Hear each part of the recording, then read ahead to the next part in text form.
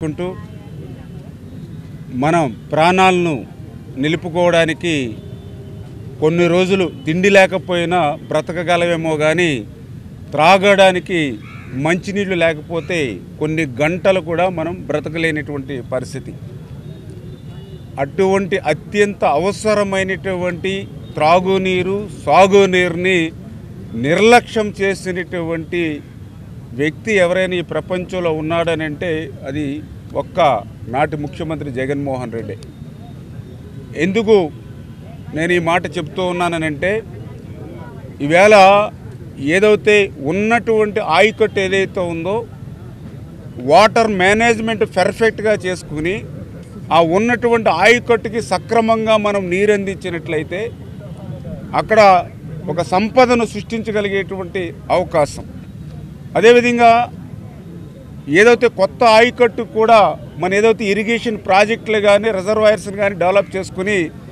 ఆ కొత్త ఆయకట్టు కూడా సాగునీరు అందించడం ద్వారా అక్కడ కూడా ఒక సంపదను సృష్టించుకోవడం. అంటే ఈవేళ ఏదైతే వ్యవసాయాన్ని కాపాడుకోవడం రైతుని రక్షించుకోవడం యొక్క విడిపోయినటువంటి యొక్క ఆంధ్రప్రదేశ్ రాష్ట్రానికి అత్యంత ప్రాధాన్యత కలిగినటువంటి అంశం. దీన్ని జగన్మోహన్ రెడ్డి గతంలో విస్మరించడం వల్లే ఈవేళ జగన్మోహన్ రెడ్డి 5 సంవత్సరాల పాలన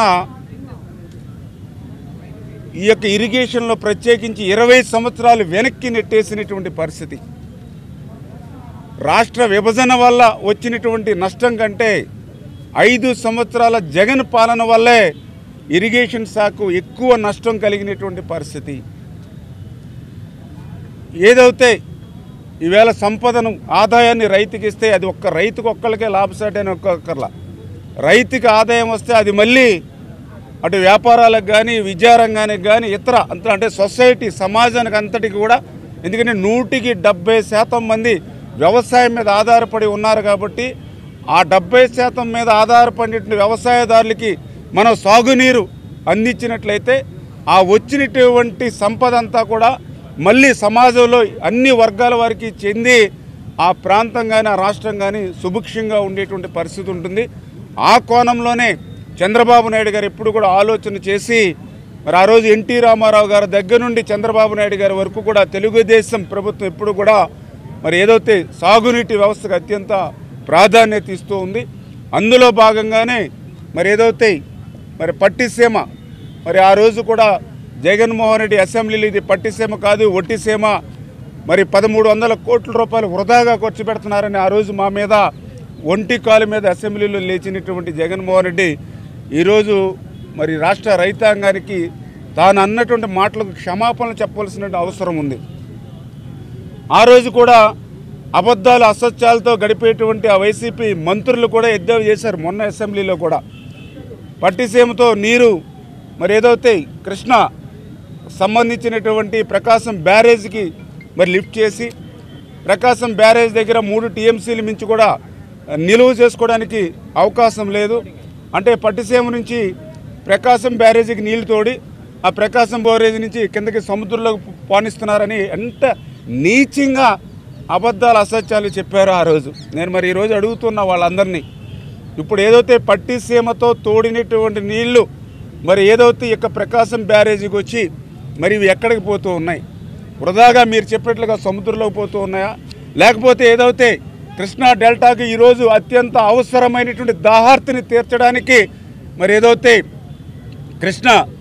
తూర్పు డెల్టాకి వెళ్తూ ఉన్నాయా, కృష్ణ పశ్చిమ డెల్టాకి వెళ్తూ ఉన్నాయో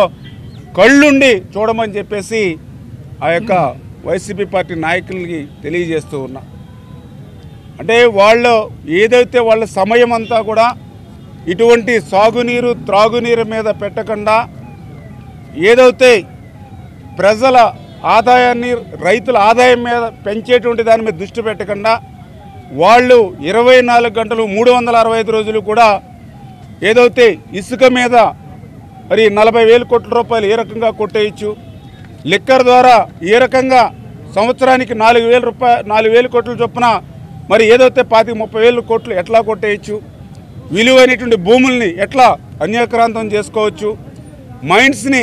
ఎట్లా లోపరుచుకోవచ్చు అని వీటి మీద దృష్టి పెట్టారు తప్ప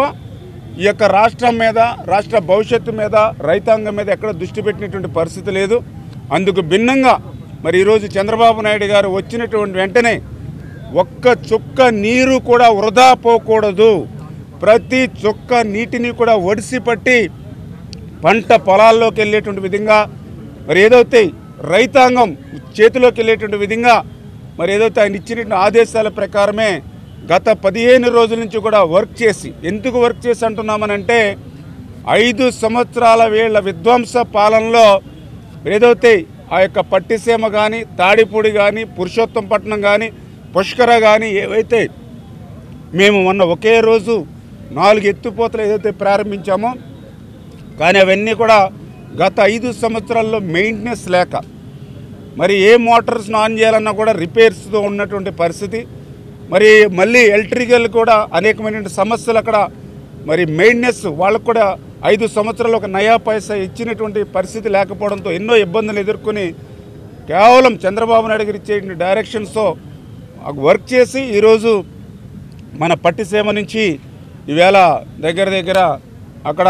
మరి 6500 క్యూసెక్కుల నీరు, దానికి తోడుగా కూడా మరి ఏదైతే తాడిపూడి కూడా వాళ్ళకి అక్కడ స్థానిక రైతాంగానికి అవసరం ఇప్పుడు లేదనంటే తాడిపూడిని కూడా మళ్ళీ ఈ పట్టిసీమ వాటర్లోకి ఇంకో 500-600 క్యూసెక్కుల నీరు కూడా మిక్స్ చేసి మరి ప్రతి చుక్క వృధా పోకూడదనేటువంటి విధంగా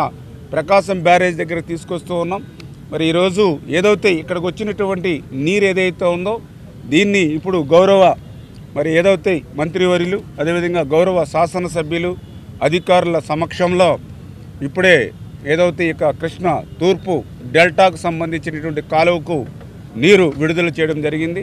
అదేవిధంగా ఈ కృష్ణాకు సంబంధించినటువంటి పశ్చిమ డెల్టాకు కూడా మరి ఇక కాలువకు నీరు విడుదల చేయడం జరుగుతూ ఉంది. అంటే ఈ రకంగా మరి ఏదైతే ఈ యొక్క కృష్ణా డెల్టా ఏదైతే స్థిరీకరణకు సంబంధించి, దాహార్తిని తీర్చడానికి సంబంధించి ఈ యొక్క గోదావరి నీరు ఎంతో ఉపయోగపడుతుంది. ఆ రకంగా ముందు చూపుతో మేమందరం కూడా పనిచేస్తున్నామని మరొకసారి మీ ద్వారా అందరికీ తెలియజేసుకుంటూ, మరి ఈ యొక్క నీటిని కూడా ఇక్కడ ఉన్నటువంటి ఎవరైతే డెల్టా ప్రజలు కూడా దీన్ని మొదటగా త్రాగునీరుకి ప్రాధాన్యతనిచ్చుకుంటూ, తర్వాత ఏదైతే ఈ యొక్క ఖరీఫ్ పంటకు సంబంధించి మరి ఆకుమడులు కూడా కొంచెం ఎర్లీగా మనం క్రాప్ తీసుకుని రేపు వచ్చేటువంటి తుఫాన్ నుండి గట్టెక్కేటువంటి విధంగా జాగ్రత్తగా ప్లాన్ చేసుకోవాలని చెప్పేసి కూడా మీ ద్వారా కూడా మరి తెలియజేసుకుంటూ, గతంలో జగన్మోహన్ రెడ్డి మరి ఏదైతే ఈ యొక్క డెల్టా వ్యవస్థను కూడా మొత్తం నిర్వీర్యం చేసి, ఎందుకంటే ఎక్కడ కెనాల్స్లో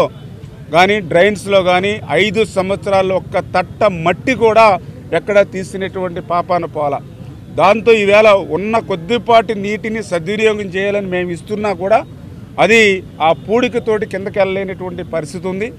కనీసం పూడిక మాటటుంచి వీడి కూడా ఎక్కడ కూడా రిమూవ్ చేయనటువంటి పరిస్థితి ఈవేళ డ్రైన్స్లోను కెనాల్స్లోను కూడా ఎక్కడ చూసినా కూడా గొరబడెక్క తూడు పెరిగిపోయినటువంటి పరిస్థితి. ఎప్పుడు కూడా ఇది ఏప్రిల్ నెలలో ఎస్టిమేషన్లు వేసి టెండర్లు పిలిచి మే నెలలో చేస్తారు. ప్రతి సంవత్సరం కూడా అది చేసే పని. కానీ దుర్మార్గపు జగన్ పాలనలో ఆ వీడిని కూడా మర్చిపోతే మొన్న చంద్రబాబు నాయుడు గారి దృష్టికి తీసుకెళ్ళి ఇప్పుడు మొత్తం ఏదైతే రాష్ట్రంలో ఎమర్జెన్సీ ఏదైతే కెనాల్స్ కానీ డ్రైన్స్ కానీ ఏవైతే ఉన్నాయో వీడు కానీ తూడు కానీ ఏవైతే ఉన్నాయో గొరబడెక్క కానీ అన్నీ కూడా మరి టెండర్స్ పిలిచి వర్క్స్ కూడా షార్ట్ టెండర్లు ఇచ్చి వారం రోజుల లోపల అవన్నీ కూడా డ్రైన్స్ కెనాల్స్ కూడా క్లీన్ చేసి మేము వదిలినటువంటి ప్రతి చుక్క నీరు కూడా ఆఖరి పంట పొలాల్లోకి వెళ్ళాలని ఆదేశించడం జరిగింది. ఆ రకంగా ఒక బాధ్యతాయుతమైనటువంటి ప్రభుత్వంగా మేమందరం కూడా పనిచేస్తామని చెప్పి మీ ద్వారా తెలియజేసుకుంటూ, ఈరోజు మేము విడుదల చేసేటువంటి నీరు ఏదైతే ఉందో మరి ఈవేళ కృష్ణ మరి తూర్పు డెల్టాకు సంబంధించి 7,38,000 ఎకరాలు ఏదైతే ఈ యొక్క తూర్పు డెల్టాకు ఉందో దాన్ని స్థిరీకరణకు ఉపయోగపడడంతో పాటుగా ఏదైతే ఈ యొక్క ఎన్టీఆర్ మరి ఏదైతే కృష్ణ ఏలూరు జిల్లాలకు సంబంధించి దగ్గర 11 నియోజకవర్గాల్లో మరి 35 మండలాలకి 549 చెరువులకు నీరందించడం ద్వారా త్రాగునీరు అవసరం కూడా తీరబోతుంది. అదేవిధంగా ఏదైతే మరి కృష్ణ వెస్టర్న్ కెనాల్ పశ్చిమ డెల్టాకు నీరు విడుదల చేయడం ద్వారా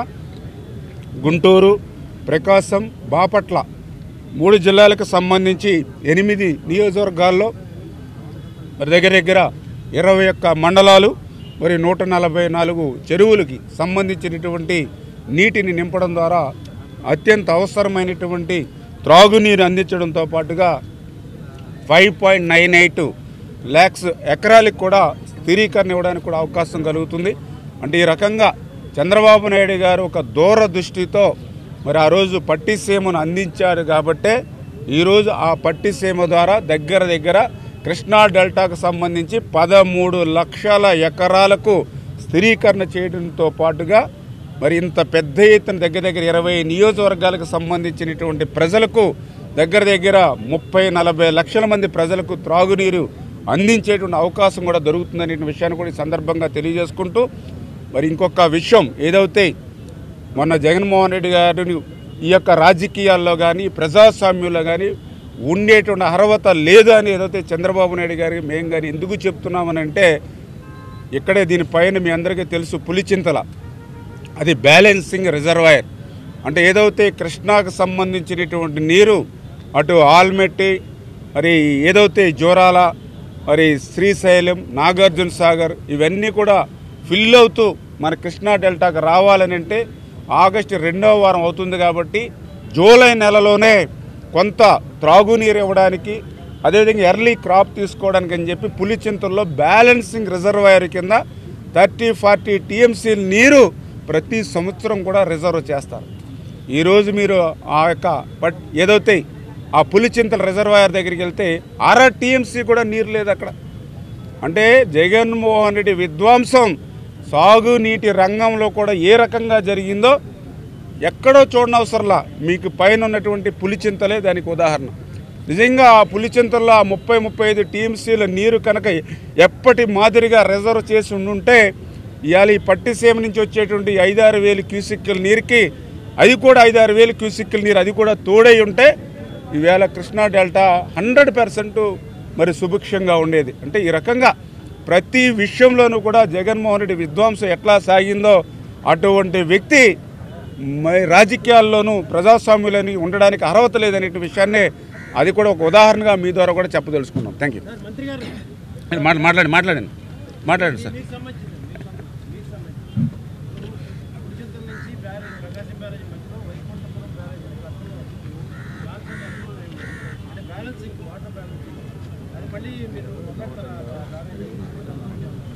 అంటే మొదటగా ఇప్పుడు మేము ఏదైతే ఈ జగన్మోహన్ రెడ్డి పాలనలో ఏదైతే నష్టపోయినటువంటివి ఏవైతే ఉన్నాయో వాటిని అన్నింటిని కూడా ఫస్ట్ ప్రయారిటీగా వీటిని మళ్ళీ ఫుల్ఫిల్ చేసుకుంటూ వస్తూ ఉన్నాం. ఏదైతే మీరు చెప్పినట్లుగా వైకుంఠపురం అనేది చంద్రబాబు నాయుడు గారు కూడా ఒక రిజర్వాయర్గా తీసుకుని అటు రాయలసీమ నుంచి అన్ని ప్రాంతాలకు కూడా వాటర్ ఇవ్వాలనే ఆలోచనతో ఆయన ఆలోచనలో భాగం. అయితే ముందు మా ప్రథమ ప్రాధాన్యత ఇప్పుడు ఇమ్మీడియట్లీ ఎగ్జిస్టింగ్ ఏదైతే ఉందో మనం రూపాయి ఖర్చుతో 100 రూపాయలు ఏదైతే రైతుకి అందించేటువంటి అవకాశం ఉందో ఈ జగన్మోహన్ రెడ్డి విధ్వంసం ఏదైతే నష్టం గురైందో ద ఫస్ట్ ప్రయారిటీ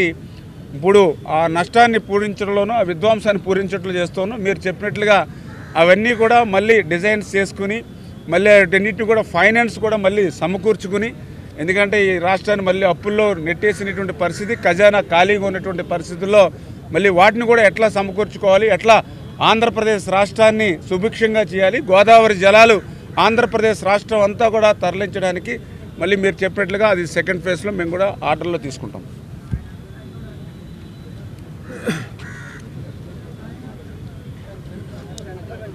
Gotcha.